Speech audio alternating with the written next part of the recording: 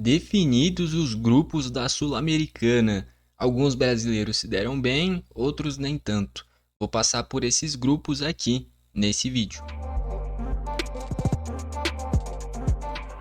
Vamos lá então. Só queria deixar uma ressalva antes da gente passar individualmente grupo por grupo, de que ontem eu já postei a análise dos grupos da Libertadores. Então, para quem quiser, já tem esse vídeo aí no canal.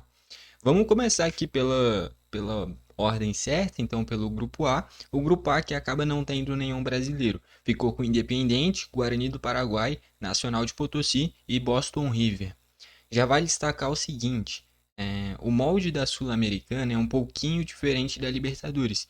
Na Libertadores e na Sul-Americana tem a coisa que é igual, que é você joga um jogo em casa, um jogo fora contra todos os adversários do grupo, totalizando no total 6 jogos. A questão é que na Libertadores passam os dois primeiros. Na Sul-Americana passa apenas o primeiro, direto. Chega a bater aqui no microfone. O primeiro, direto para as oitavas de final. E o segundo colocado enfrenta o terceiro colocado dos grupos da Libertadores, os eliminados, que garantirem vaga direta para Sul-Americana. Então é por isso que é importante se fazer uma primeira boa fase de Sul-Americana para passar em primeiro colocado. Nesse primeiro grupo já é um grupo complicado. O grande favorito é com toda certeza o Independente, é uma equipe muito tradicional, é a equipe que tem mais Libertadores da América do Sul. Mas é um grupo que não é fácil, é um grupo que tem um Guarani, que logo depois ali de um Libertad, um Olímpia e um Cerro Porteño, é a quarta potência do Paraguai. É uma equipe que sempre dá muito trabalho. O Corinthians, principalmente, que daqui a pouco eu chego no grupo do Corinthians, inclusive, um dos grupos mais difíceis. O Corinthians sofre bastante com o Guarani, tem um certo trauma do Guarani, inclusive. O Nacional de Potosí da Bolívia, sempre jogando em casa, dá muito trabalho, então é um adversário difícil. E o Boston River também, que deu muita dificuldade para o Bahia, né? O Bahia empatou a ida em 0-0 e a volta venceu por apenas 1-0. Então é um grupo que tem o maior campeão da Libertadores, uma equipe que depois dos três maiores do Paraguai é uma potência, o Nacional de Potosí, que jogando em casa dá muito trabalho, e o Boston River, que dificultou muito a vida do Bahia. É um grupo de fato muito difícil. O grande favorito é o Independente, mas eu não duvido nada. O Guarani e o Nacional de Potosí aprontarem.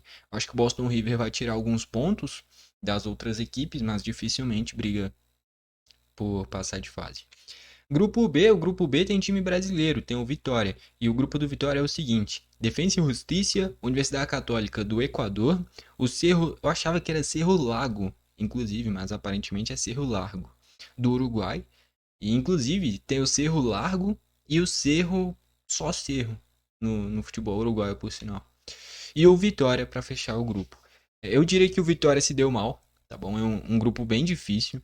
O Cerro Largo, na minha visão, é um pouquinho parecido com o Boston River. Boston River é um time que, na minha visão, é um pouquinho melhor. Mas é o Cerro Largo que está nesse grupo num contexto parecido com o do Boston River no grupo A.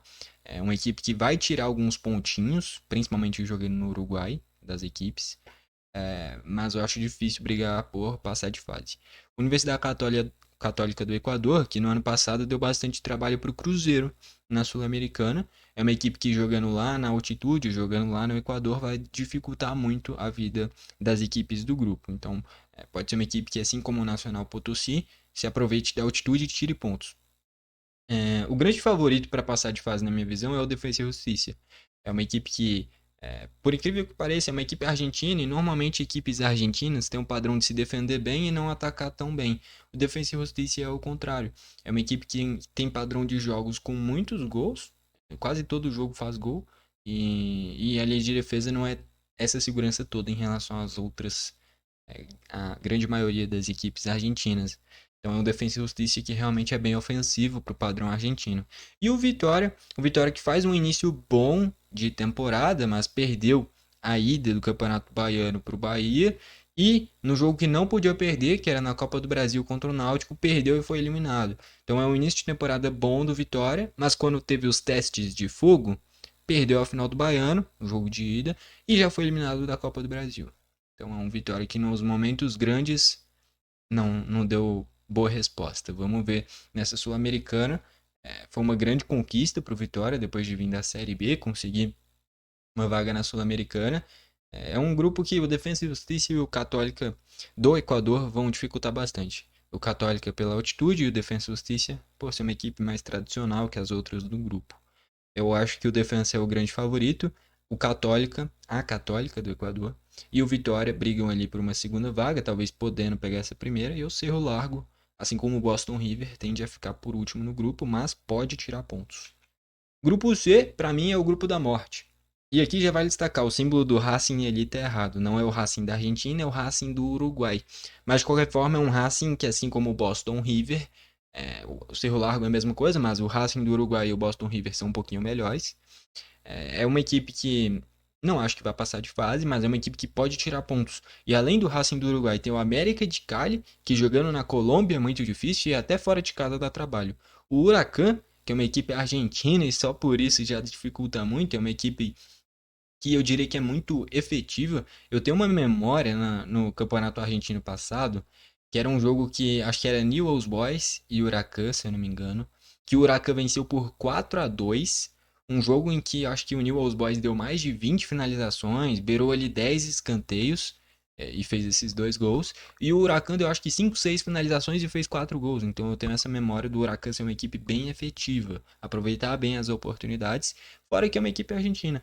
O grande ápice que eu tenho de memória do Huracan era quando ainda tinha o Ramon Ábila, né, que surgiu um tempinho atrás no Huracan, eu diria que lá para 2015, por aí, ele passa pelo Cruzeiro, no Cruzeiro até fez alguns golzinhos, depois pelo Boca Juniors. Eu acho que ele voltou pro Huracan, inclusive, dá para dizer que o Ábila é ídolo do Huracan, inclusive, putz, junto com o América de Cali e o Corinthians, os grandes favoritos no grupo. E o próprio Corinthians, que é uma equipe que é muito boa. Eu não entendo esse povo que já quer pedir demissão do Ramon Dias. O cara faz um trabalho espetacular. É um início de temporada que teve alguns tropeços, o principal deles é a eliminação na Libertadores. Mas o jogo de volta do Corinthians foi bom. A questão é que foi uma desatenção dos jogadores. Como é que você vai querer crucificar o técnico, sendo que a equipe tomou 2 gols em 5 minutos, já com 30, 35 do segundo tempo? Então, ali, se o Corinthians saísse com 1-0 do Equador, a gente muito provavelmente falaria de um Corinthians classificado. Acabou que os jogadores sentiram até a altitude contra o Barcelona de Guayaquil. O cansaço bateu e você reverter 3-0 é muito difícil. E querer punir um técnico por isso, não acho que faça sentido, até porque um Corinthians que é muito bem treinado, não à toa venceu a ida do Paulistão jogando no Allianz Parque contra o Palmeiras. Então é um Corinthians que é muito forte, mas deu azar. O Huracan é uma equipe que vai dar muito trabalho, o América de Cali é a mesma coisa, e até o Racing do Uruguai tende a tirar pontos. É um grupo que as 4 equipes são fortes. O Racing do Uruguai é um pouquinho atrás, o Corinthians no papel é a melhor equipe, mas o Huracan e o América de Cali, principalmente jogando em casa, na Colômbia e na Argentina, vão dificultar bastante. De fato, o Corinthians deu azar. É um grupo muito difícil, tem adversários muito fortes, tanto o América de Cali quanto o Huracan, e até o Racing do Uruguai pode tirar pontos. Tá bom.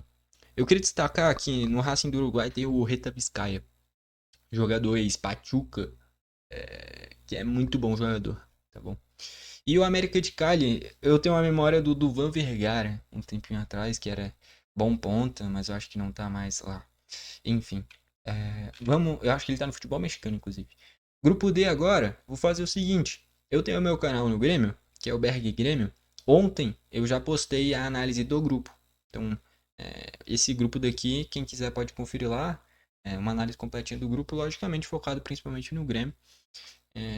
Enfim, é isso. Fica essa sugestão. Berg Grêmio tem a análise desse grupo detalhadinho. Tem algumas coisas interessantes, que por exemplo na Libertadores de 2017, que o Grêmio venceu, tinha eliminado o Godoy Cruz. Então vai ter essa nostalgia desse reencontro. O Sportivo Luquenho foi a equipe que deu visibilidade para o Vila Sante. Então vai ter esse reencontro dele também contra essa equipe. E aí o Atlético Grau também é uma equipe mediana do Peru. Tendência de atropelo quando o Grêmio enfrentar o Grau na arena. Enfim, o vídeo está completinho no canal BRG Grêmio, para quem quiser. Grupo E agora, o grupo do Cruzeiro.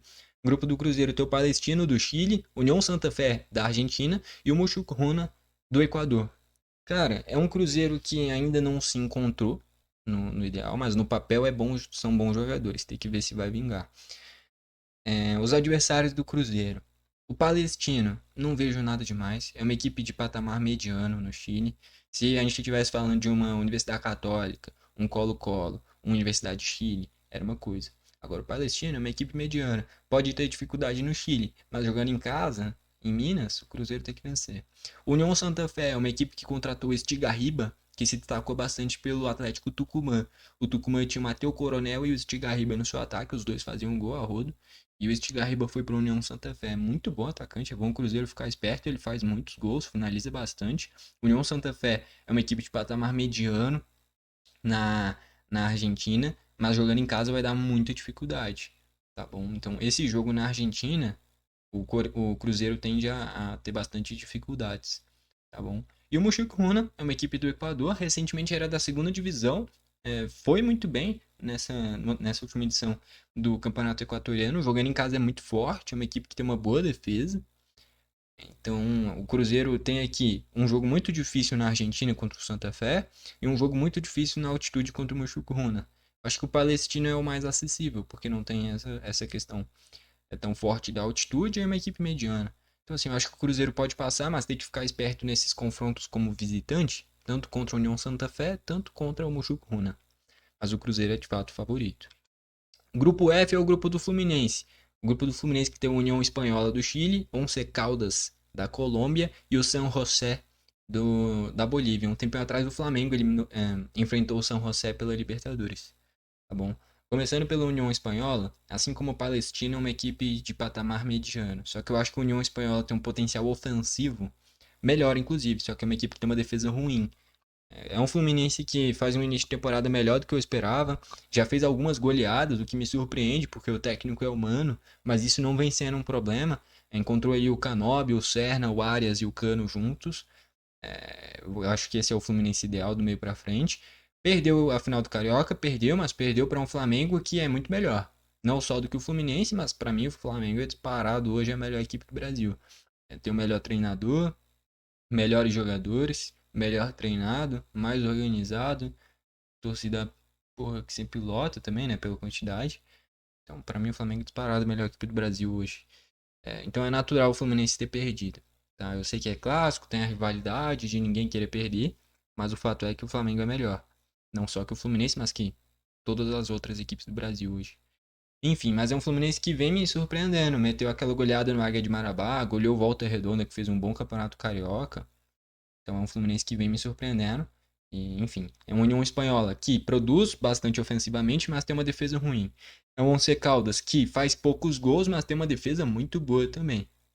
E o Once Caldas jogando na Colômbia vai ser muito difícil, assim como a União Espanhola no Chile. E o São José é a questão da altitude. Então, assim, o Fluminense é muito melhor que os outros adversários no grupo, mas o Once Caldas na Colômbia, o San José na altitude, principalmente, eu acho que vão dificultar bastante. União Espanhola, para mim, é a mesma análise do Palestino. São equipes que talvez até possam ser, por exemplo, a União Espanhola pode até ser melhor que o San José, e é melhor, só que a questão da altitude potencializa o San José. A União Espanhola não tem esse fator a mais, assim como também não tem uma torcida tão apaixonada como é, por exemplo, a do Once Caldas. Então, assim, é mais acessível você conseguir ir bem como visitante. No geral, o Fluminense tem que ficar esperto com o Once Caldas e com o São José na altitude. Mas dá pra passar tranquilo. Grupo G, o grupo do Vasco. O Vasco pegou o Lanús, o Puerto Cabejo e o Melgar. Começando pelo. E já vai destacar aqui.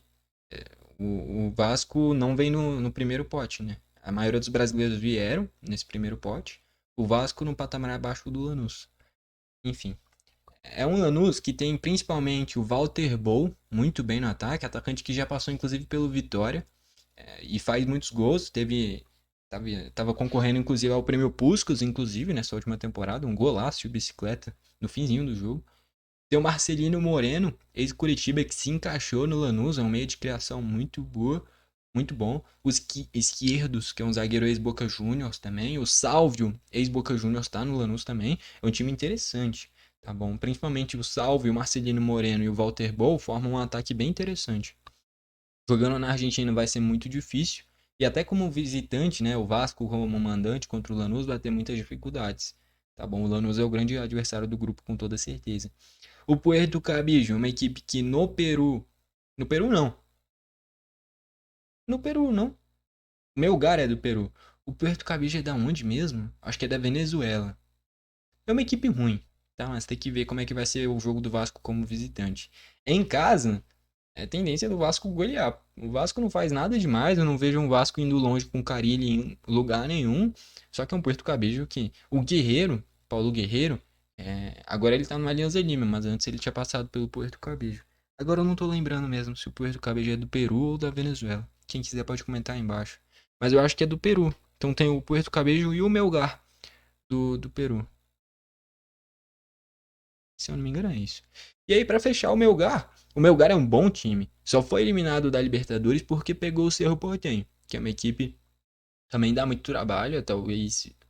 Não vou falar que é a maior equipe do Paraguai, porque o Olímpia tem mais Libertadores. É a única equipe paraguaia que tem Libertadores, inclusive. Mas de fato é um Cerro que sempre dá muito trabalho na Libertadores e até por isso o Melgar foi eliminado. Mas o Vasco deu azar, tem dois adversários muito fortes, que é o Lanús e o Melgar. Eu acho muito difícil o Vasco conseguir vencer do Lanús na Argentina e do Melgar no Peru. Eu já consigo tratar quase como duas derrotas do Vasco. Jogando em casa, que vai ser a grande diferença. Ter que vencer do Porto Cabello, ter que vencer do Melgar e tentar vencer do Lanús. A equipe argentina eu acho que pode ter muitas dificuldades. Mas é obrigação vencer em casa do Puerto Cabello e se quiser passar de fase tem que vencer do Melgar em casa também. E aí quanto mais pontos fizer fora, melhor. Mas é um Lanús que na minha visão é a melhor equipe do grupo. É um Vasco que... É porque com Carille eu não consigo imaginar o Vasco indo longe, cara. Mas tem bons jogadores. Tem bons jogadores. E é um Melgar que também vai dar muito trabalho. Não é um grupo fácil pro Vasco. E aí, pra fechar, o último grupo é o brasileiro que se deu melhor, tá bom? Eu acho que o meu Grêmio se deu bem também, né? Godoy Cruz, Sportivo Luquenho e Atlético Grau não tem o que reclamar. Mas o do Galo, pra mim, é o mais fácil. O Galo pegou o Caracas, que é uma equipe que, é forte na Venezuela. Mas, porra, o futebol venezuelano é crítico a situação, é horrível. Os clubes, pelo menos, têm até jogadores interessantes, mas os clubes não têm a mínima competitividade. Tanto é que, se a gente for olhar a seleção da Venezuela, putz, e não é nenhuma potência, né, a seleção venezuelana, mas a gente olha e quase nenhum jogador atua na própria Venezuela, porque justamente o nível é fraco. E o Caracas é uma das melhores equipes da Venezuela, que é uma liga fraca. Tendência de, por exemplo, jogando em casa, eu imagino o Galo metendo 4, 5, 6-0. O Cienciano, que é uma equipe mediana para ruim, do Peru também, é outro adversário fraco. E o Deportivo Iquique, que é o único adversário que eu acho que pode incomodar um pouquinho o Galo. A questão do Cienciano e o Caracas é talvez a altitude, principalmente no Caracas. E aí pode dificultar esses jogos como visitante para o Galo, mas são equipes fracas. O Deportivo Iquique não, é uma equipe do futebol chileno. Um tempo atrás o Iquique estava na segunda divisão. Quando voltou para a primeira já veio competitivo e tanto é que pegou vaga em Sul-Americana. Então assim, é um Iquique que principalmente jogando no Chile, o Galo vai ter dificuldade. Para mim, o único adversário que pode atrapalhar a classificação do Galo é o Deportivo Iquique, que eu acho que também vence do Caracas e do Cienciano em casa e talvez até como visitante. É bom o Galo não tropeçar nos jogos contra o Iquique, porque se tropeçar é possível ficar em segundo. O Galo não passar de fase é quase impossível, tá bom? Pode colocar o time reserva do reserva que ganha do Caracas, ganha do Cienciano. Agora, contra o Iquique que o Galo não pode bobear. É o único adversário que eu acho que pode atrapalhar a vida do Galo, tá bom? E fechamos os grupos então. Vamos aí para a reta final do vídeo agora. Bom, deu para passar aqui pelos grupos, então. As conclusões que a gente pode chegar aqui, os brasileiros que se deram melhor, na minha visão.